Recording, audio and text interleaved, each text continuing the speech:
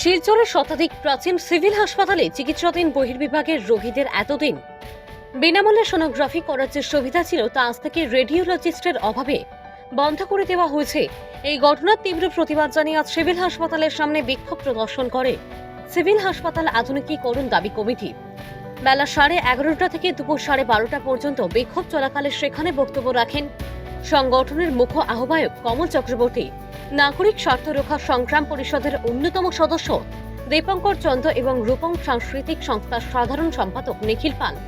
কমল চক্রবর্তী বলেন, সিভিল হাসপাতালে এই পরিষেবা বন্ধ হয়ে যাওয়ার ফলে আর্থিক দিক থেকে দুর্বল পরিবারের রোগীদের চিকিৎসা খরচ বহন করা মুশকিল হবে। আসাম সরকার রাজ্যের সমস্ত সিভিল হাসপাতালে সোনোগ্রাফি ও বেশ কিছু রোগ নির্ণয়ের জন্য রক্তের পরীক্ষা বিনামূল্যে করানোর ব্যবস্থা করেছে, কিন্তু রাজ্য সরকারের এই জনকল্যাণমূলক প্রকল্প থেকে বঞ্চিত হবে কাছাড় জেলার মানুষ। তিনি বলেন, সিভিল হাসপাতাল আধুনিকীকরণ দাবি কমিটির পক্ষ থেকে কয়েকদিন আগেই সোনোগ্রাফি করার জন্য রেডিওলজিস্ট নিয়োগের দাবি জানিয়ে একটি স্মারকলিপি জেলা স্বাস্থ্য বিভাগের উপসঞ্চালক ডক্টর আশুতোষ বর্মন, সিভিল হাসপাতালের সুপার ডক্টর অপূর্ব কুমার পাটোয়ারির কাছে প্রদান করা হয়। এছাড়াও এই স্মারকপত্রের প্রতিলিপি রাজ্যের মুখ্যমন্ত্রী ও স্বাস্থ্য মন্ত্রকের দায়িত্বে থাকা ডক্টর হিমন্ত বিশ্ব শর্মার নিকট ইমেলে পাঠানো হয়, কিন্তু এখন পর্যন্ত এ ব্যাপারে কোনো সদর্থক পদক্ষেপ পরিলক্ষিত হয়নি। বিক্ষোভ চলাকালে সেখানে উপস্থিত ছিলেন হরিদাস দত্ত, সুরজিৎ সোম, সত্যজিৎ গুপ্ত, হিলহুল ভট্টাচার্য, নন্দদুলাল সাহা, খাদিজা বেগম লস্কর, হিউম্যান সায়েন্সের Samir Bose, breakthrough science সোসাইটির সাবির আহমেদ, রূপম সাংস্কৃতিক সংস্থার ভাস্কর দাস, সুভাষ বর্মন, অমিতাভতী, শঙ্কর দাস সহ প্রেমানন্দ দাস, বিপ্লব ঘোষ, বুদ্ধ পাল, রেণু বেগম প্রমুখ। প্রতিদিন হাজার হাজার রোগী আসছেন, কিন্তু এখানে শুধুমাত্র প্রাথমিক চিকিৎসা ছাড়া আর কোনো কিছু করার সুবিধা নেই। একের পর এক ডিপার্টমেন্ট দিতে যাচ্ছে। আপনারা দেখবেন ওখানে আমরা লিখে রেখেছি সমস্ত বিভাগের ডাক্তার বা এক্সপার্টরা তারা নেই এখানে। এটার পেছনে অন্য রকমের চক্রান্ত আছে। প্রতিবার ইলেকশনের সময় আমরা এটা জানতে পারি আধুনিকীকরণ হবে হবে হবে, ওই ইলেকশন টু ইলেকশন মাঝখানে কোনো কাজ হয় না। তার ফলে যে অবস্থা তার থেকে কিন্তু খারাপ হচ্ছে। একজন মাত্র ছিলেন সরেজন রেডিওলজিস্ট, সেই রেডিওলজিস্টের বিদায় নিয়েছেন, স্বাভাবিকভাবে নিয়েছেন। ওনার বয়স যথেষ্ট বয়স, অনেক সার্ভিস দিয়েছেন তিনি, কিন্তু সরকারের জানা সত্ত্বেও এই কাজগুলো করা হচ্ছে না। গতকালকেই আমরা দেখলাম যে 70,000 শিক্ষক আগামীতে যেদিন বিদায় নেবেন তার পরের দিনই শিক্ষককে নিযুক্ত করা হবে। নিশ্চয়ই এটাই তো হওয়া উচিত, কিন্তু সিভিল হসপিটালের মতো এত গুরুত্বপূর্ণ এত সেন্সিটিভ একটা জায়গাকে এভাবে নেগলেক্ট করার মানেটা কি? এটা আমরা শিলচর সিভিল হাসপাতাল আধুনিকীকরণ দাবি কমিটির পক্ষ থেকে একটা ছোট্ট ধর্ণা দিচ্ছি। সবচেয়ে দুঃখজনক ব্যাপার হচ্ছে যে আমাদের এই সিভিল হাসপাতালে রেডিওলজিস্ট সমরেশ চক্রবর্তী গতকাল অবসর নিয়েছে।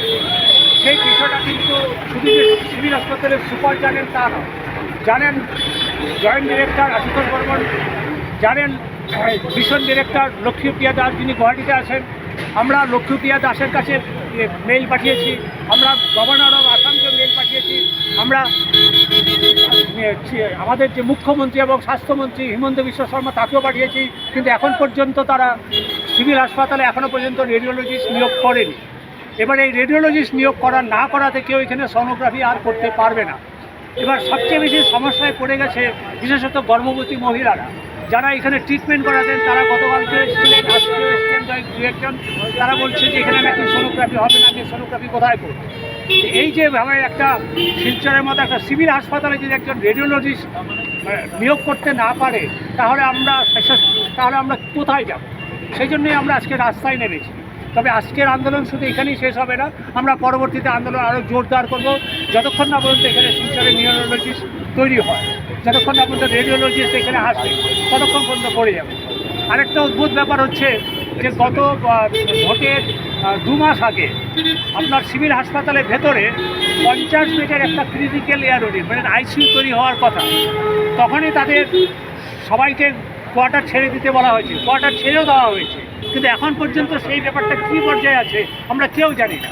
এখানকার যে আপনার পিডব্লিউডিবিটির যে বিল্ডিং ডিভিশনের ইঞ্জিনিয়ার, উনি বললেন না আমি এখনও কিছু করিনি। এখন মুশকিলটা হচ্ছে যদি এগুলো যদি না করা হয় তাহলে ধীরে ধীরে এই সিভিল হাসপাতাল কিন্তু আরও মানুষের রোগী আসা বন্ধ হবে, এবং আমাদের আশঙ্কা পরবর্তীতে এই সিভিল হাসপাতাল পুরোপুরি বন্ধ হয়ে সেই জন্যই আমরা আজকে রাস্তায় নেমেছি। তবে আজকের আন্দোলন শুধু এখানেই শেষ হবে না, আমরা পরবর্তীতে আন্দোলন আরও জোরদার করবো, যতক্ষণ না পর্যন্ত এখানে রেডিওলজিস্ট তৈরি হয়, যতক্ষণ না পর্যন্ত রেডিওলজিস্ট এখানে আসে, ততক্ষণ পর্যন্ত করে যাবে। আরেকটা অদ্ভুত ব্যাপার হচ্ছে যে গত ভোটের 2 মাস আগে আপনার সিভিল হাসপাতালের ভেতরে 50 বেডের একটা ক্লিনিক্যাল এয়ার আইসিইউ তৈরি হওয়ার কথা। তখনই তাদের সবাইকে কোয়ার্টার ছেড়ে দিতে বলা হয়েছে, কোয়ার্টার ছেড়েও দেওয়া হয়েছে, কিন্তু এখন পর্যন্ত সেই ব্যাপারটা কী পর্যায়ে আছে আমরা কেউ জানি না। এখানকার যে আপনার পিডব্লিউডিবির যে বিল্ডিং ডিভিশনের ইঞ্জিনিয়ার উনি বলছেন যে আমি কিছু করিনি। এখন মুশকিলটা হচ্ছে যদি এগুলো যে না করা হয় তাহলে ধীরে ধীরে এই সিভিল হাসপাতাল কিন্তু আরও মানুষের রোগী আসা বন্ধ হলে এখন আমাদের আশঙ্কা পরবর্তীতে এই সিভিল হাসপাতাল পুরোপুরি বন্ধ হয়ে। কাজে আপনাদের কাছে আপনারা এই বাচ্চাদের মানুষের কাছে দেবেন যাতে সিভিল হাসপাতাল নিয়ে শিলচরবাসী সবাই যেন এগিয়ে এসে সড়ক